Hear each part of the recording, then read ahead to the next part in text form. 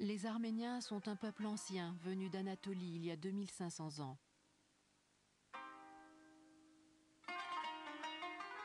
En 301, le roi d'Arménie fut le premier souverain à adopter le christianisme comme religion d'État, avant même l'Empire romain. Les Arméniens ont inventé leur propre alphabet et préservé leur langue, développant ainsi au fil des siècles une tradition culturelle et intellectuelle d'une grande richesse. Mais au XVe siècle, leur pays fut absorbé par l'Empire islamique ottoman, qui à son apogée s'étendait de la mer Caspienne aux portes de Vienne.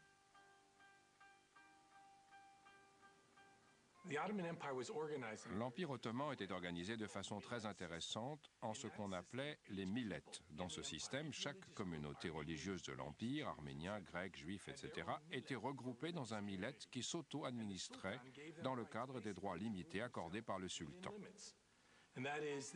Ainsi, les millettes devaient être fidèles au sultan, payer des impôts, obéir aux lois et ne pas se rebeller. Mais évidemment, les musulmans avaient plus de droits que les infidèles, arméniens, grecs ou juifs. Le système était discriminatoire et injuste, mais si on obéissait, ça passait.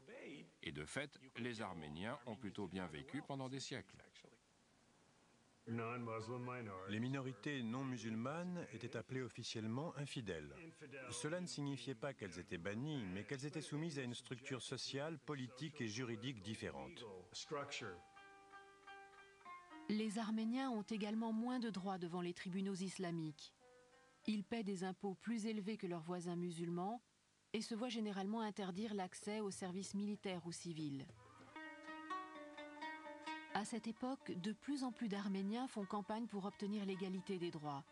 Mais leurs efforts se heurtent à une résistance croissante du sultan qui finit par faire intervenir sa cavalerie personnelle, les régiments hamidiyés, pour contrecarrer leurs demandes de réforme. Mon frère, nous avons réduit 1200 Arméniens en chair à pâté. Mère, je vais bien. Il y a 20 jours, nous avons fait la guerre aux incroyants arméniens.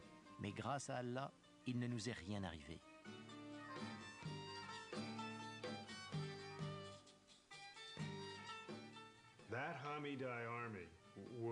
Ces régiments hamidiyés vont exterminer des dizaines de milliers d'innocents au cours des 2 années qui suivent. C'est ce qu'on appellera ensuite les massacres hamidiens. C'est le prélude aux attaques déclarées contre le peuple arménien, conséquence de leur demande de changement social et politique au sein de l'Empire ottoman. Ces événements valent à Abdul Hamid II le surnom de Sultan Rouge et provoquent l'indignation de la communauté internationale.